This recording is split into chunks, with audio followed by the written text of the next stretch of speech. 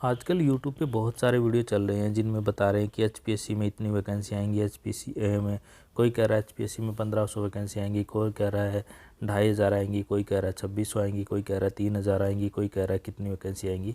तो इस वीडियो में हम उस वायरल सच को देखेंगे कि कितनी वैकेंसी आ सकती हैं और उसकी कितनी प्रोबेबिलिटी है, वो सारी चीज़ें हम देखेंगे। देखो, सबसे पहले ये वाला न्यूज़पेपर देखिए। इसमें आया है कि 1535 जो है उनकी भर्ती आएगी और 1500 की एचपीएससी को नोटिस भेजा गया है।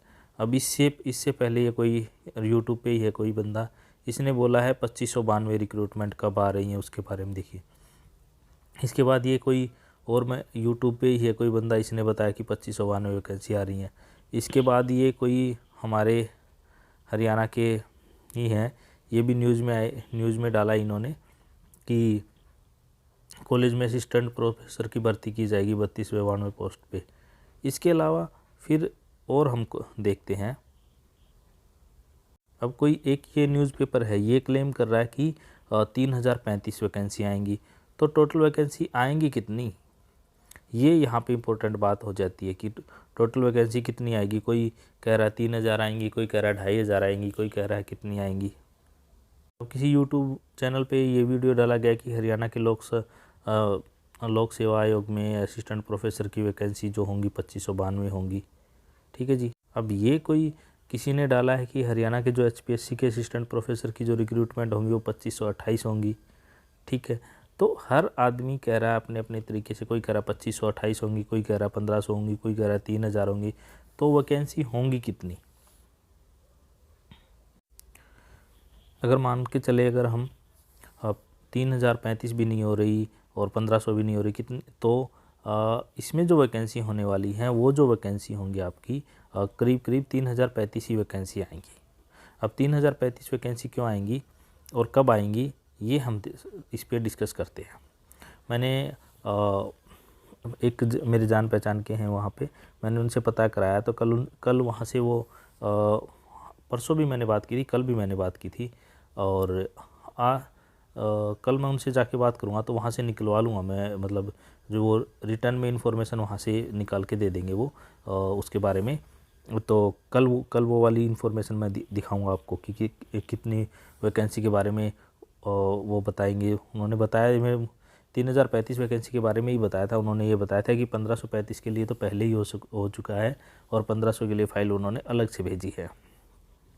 और जो ये वैकेंसी, अब क्या रहता है जब भी इसमें एक बात ये है कि जब भी कोई वैकेंसी होती है वो फाइल मूव होती है सीएम तक होती है। सीएम तक फाइल मूव क्यों होती है?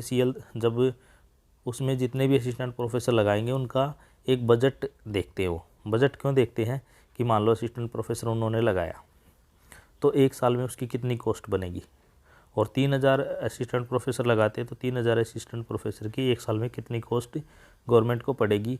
तो गवर्नमेंट के बजट में कितना एक्स्ट्रा एक्सपेंडिचर उसका जुड़ेगा, तो उसकी एक रिपोर्ट देनी पड़ती है और सीएम फिर अप्रूव करता है तो वो बजट में उस एक्सपेंडिचर में जाता है।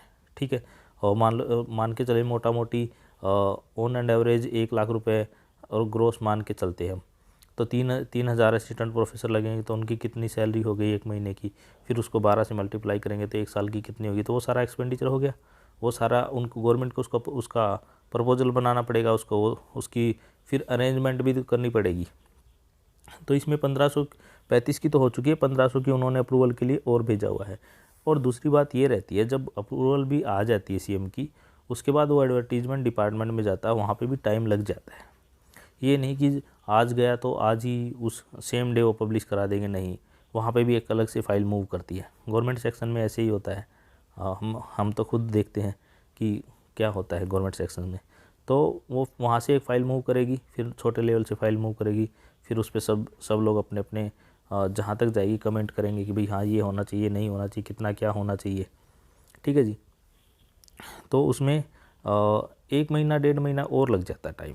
जैसे मान लो सीएम के अप्रूवल के बाद भी पब्लिश होने के लिए एडवर्टीजमेंट 1-1.5 महीना और लग जाता है। और यहाँ पे असिस्टेंट प्रोफेसर की हरियाणा में वैकेंसी आने के लिए एक बात और भी है कि जब भी गवर्नमेंट की वैकेंसी निकालेगी, जब गवर्नमेंट वैकेंसी निकालेगी तो उनके पास वो भी होना चाहिए एक शेड्यूल भी होना चाहिए कि कब रिक्रूट कराएंगे। अब मान लो जैसे पहले से उन्होंने पीजीटी की निकाल दी और जो वैकेंसी निकाल रखी हैं उनको भी भरने के लिए, मान लो एग्ज़ाम के लिए, इंटरव्यू के लिए, इनके लिए टाइम तो चाहिए ना। तो उसके बाद उनको अगर असिस्टेंट प्रोफेसर की भर्ती निकालते हैं वो, तो उसमें उनका टेस्ट कब लेंगे? उनका जब टेस्ट को कंडक्ट कराते हैं तो उसमें अलग अलग एग्ज़ाम का कंडक्ट कराने पड़ते हैं उनको, अलग अलग सब्जेक्ट के हिसाब से। सब्जेक्ट के एक दिन नहीं होते, तो फिर उनके इंटरव्यू भी इसी तरह से अलग अलग कंडक्ट कराने पड़ते हैं। तो उनके लिए फिर जो HPSC के पास जो मेंबर हैं उनके पास टाइम होना चाहिए, मतलब उनके टाइम का भी देखना पड़ता है कि कौन कौन से एग्ज़ाम के बाद कौन कौन से इंटरव्यू कब कब कंडक्ट करा सकते हैं, कब कब अवेलेबिलिटी है। तो ये सारी चीज़ें देख के ही फॉर्म निकाले जाते हैं। ये नहीं है कि हम जैसे सोचते हैं उस हिसाब से निकल जाए। तो अब बात करते हैं कि ये फॉर्म निकलेंगे कब। तो मोस्ट प्रोबेबली ये वाले फॉर्म निकल सकते हैं दिसंबर में और जनवरी के में ये वाले फॉर्म निकल सकते हैं। क्योंकि जब मैंने बात की थी लास्ट टाइम 2-3 दिन पहले, तो तब वो कह रहे थे कि हाँ यही इसीलिए ये वाला एडवर्टीजमेंट के निकालने की कर रहे हैं कि हरियाणा में रिक्रूटमेंट अगर होती है तो जो नया सेशन है इसमें टीच करने के लिए टीचर हो जाए, क्योंकि हरियाणा में कॉलेज टीचर की बहुत ही ज़्यादा कमी है इसलिए। तो अगर आपकी और कोई क्वेरी है इससे रिलेटेड तो आप मुझे कमेंट में बता सकते हैं। इस वीडियो में इतना ही। Thanks, have a nice day.